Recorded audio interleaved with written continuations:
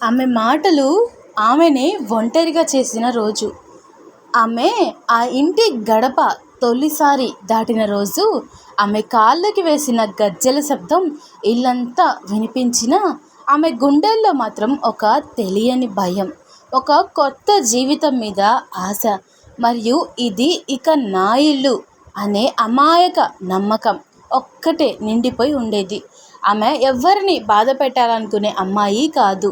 ఎవరితోనైనా త్వరగా కలిసిపోవడం, చిన్న విషయానికే నవ్వేయడం, తన మనసులో ఉన్నదంతా ఎవరితోనైనా పంచుకోవడం ఆమెకు అలవాటుగా మారిపోయింది.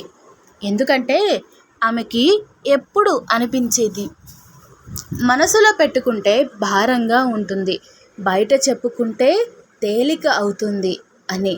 కానీ ఆమెకి అర్థం కాలేదు, ప్రతి మనసు ఒకేలా వినదు, ప్రతి చెవి ఒకేలా అర్థం చేసుకోదు. మనం చెప్పే మాటలు మన ఉద్దేశంతో వెళ్ళవు, అవి వింటున్న వాళ్ళ మనసు ఎలా ఉందో దాని ప్రకారం మారిపోతాయి అని. ఆ ఇంట్లో చిన్న విషయాలు జరిగేవి. అత్తగారి మాటలో కొంచెం గట్టితనం, భర్త బిజీగా ఉండటం వల్ల వచ్చిన చిన్న నిర్లక్ష్యం, ఎవ్వరూ గమనించని చిన్న చిన్న బాధలు, ఇవన్నీ ఆమె గుండెల్లో మెల్లగా పేరుకుపోతూ ఉండేవి.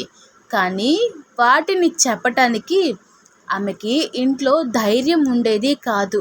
అందుకే ఒకరోజు ఫోన్ తీసుకొని తనకు దగ్గరైన వాళ్ళతో మాట్లాడుతూ ఉండేది. అక్కడ ఇలా జరిగింది, వాళ్ళు అలా మాట్లాడారు అని మొదలుపెట్టింది. ఆ మాటల్లో ఆమెకి ఓదార్పు దొరికింది. ఎవరో తనని అర్థం చేసుకుంటున్నారన్న ఒక్క తాత్కాలిక స్వాంతన దొరికింది.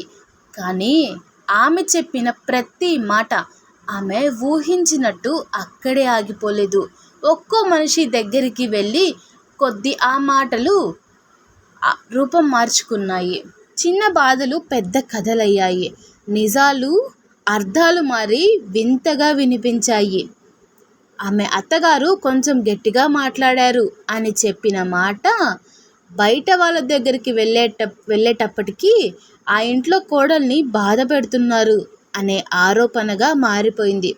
భర్త బిజీగా ఉన్నాడు అనే చిన్న వాక్యం ఆమెను పట్టించుకోడంట అనే పెద్ద తీర్పుగా మారిపోయింది. మెల్లగా ఆ ఇంటి గౌరవం, ఆ కుటుంబం మధ్య ఉండాల్సిన విషయాలు బయట వాళ్ళ చర్చల్లో వినిపించే కథలుగా మారిపోయాయి. ఎవరికి అసలు నిజం తెలియకపోయినా అందరికీ ఏదో ఒక వర్షన్ తెలిసిపోయింది. ఒకరోజు ఆ మాటలే తిరిగి ఆ ఇంటి గడప దాటాయి. నీ కోడలు బయట ఇలా మాట్లాడుతుంది అని వినిపించినప్పుడు ఆ ఇంటి వాళ్ళ కళ్ళల్లో మొదట నమ్మలేని ఆశ్చర్యం కనిపించింది. తర్వాత గాయపడిన గౌరవం కనిపించింది. చివరికి మౌనం మాత్రమే మిగిలిపోయింది. ఆమెను పిలిచారు, ఆమె ముందు కూర్చోపెట్టారు. ఇది నిజమా అని అడిగిన ఒక్క ప్రశ్న ఆమె గుండెల్లో నేరుగా పడిన తీర్పులా అనిపించింది. ఎందుకంటే ఆమె చెప్పింది నిజమే అయినా వాళ్ళు విన్నది నిజం కాదు. ఆమె నోరు తెరిచింది, తన ఉద్దేశం చెప్పాలని చాలా ప్రయత్నించింది. నేను అలా అనుకోలేదు, నేను కేవలం బాధతో చెప్పాను అని చెప్పాలని అనుకుంది. కానీ ఆమె మాటలు ఇప్పుడు ఎవ్వరికీ నమ్మశక్యం కాకుండా మారిపోయాయి. ఆ రోజు నుంచి ఆమెపై ఒక ముద్ర పడిపోయింది. ఇంటి విషయాలు బయట చెప్పే అమ్మాయి అనే ముద్ర పడింది. అది ఆమె చేసిన ప్రతి మంచి పనిని కూడా కప్పేసేది. ఆమె నిజమైన మనసు కూడా ఎవ్వరూ చూడనివ్వలేదు. ఒకప్పుడు ఆమె కోసం వేచి చూసే భర్త ఇప్పుడు మాట్లాడడానికి కూడా దూరంగా నిలబడ్డాడు.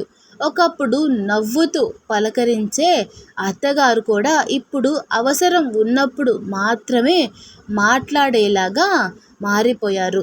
ఈ ఇంట్లో ఆమె ఉన్నా ఆమెకి చోటు లేకుండా పోయింది. ఆమె అద్దం ముందు నిలబడి తనని తాను చూసుకున్నప్పుడు నేను ఎప్పుడు ఇలా మారిపోయాను అనే ప్రశ్న ఆమె కళ్ళల్లో కన్నీళ్లుగా జారిపోయింది.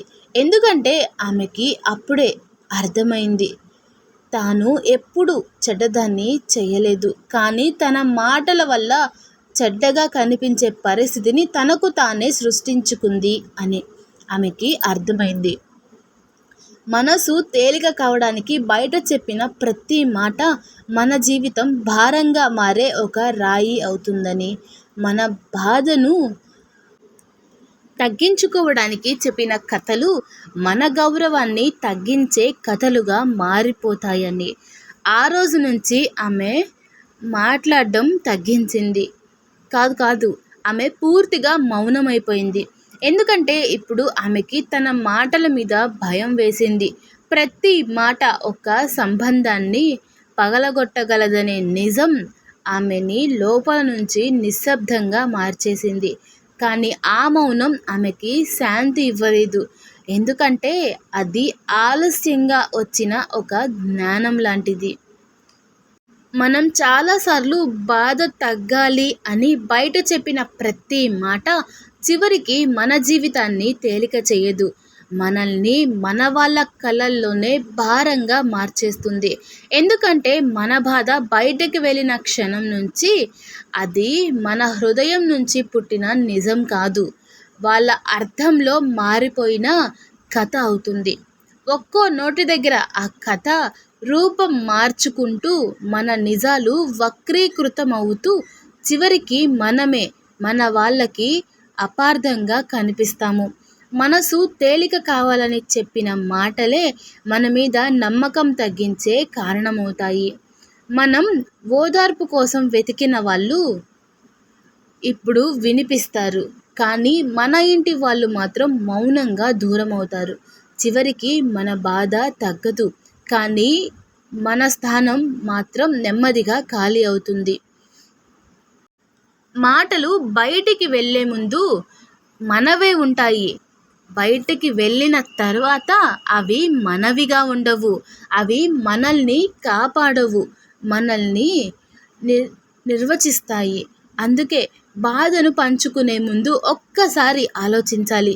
ఎందుకంటే కొన్ని మాటలు మనసు తేలిక చెయ్యవు, మన జీవితం ఖాళీ చేసేస్తాయి. మనము ఇలా ఎప్పుడైనా మాట్లాడి ఉంటే ఒక్కసారి ఆలోచించండి.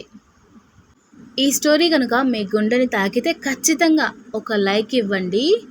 అలాగే లైక్ బటన్ నొక్కగానే హైప్ వస్తుంది. నా వీడియోని ఖచ్చితంగా హైప్ చేయండి, ఎందుకంటే ఇది 10 మందికి చేరాలి. ఇలాంటి పరిస్థితి మీ జీవితంలో కూడా ఎదురై ఉంటే ఈ కథను కామెంట్లో పంచుకోండి.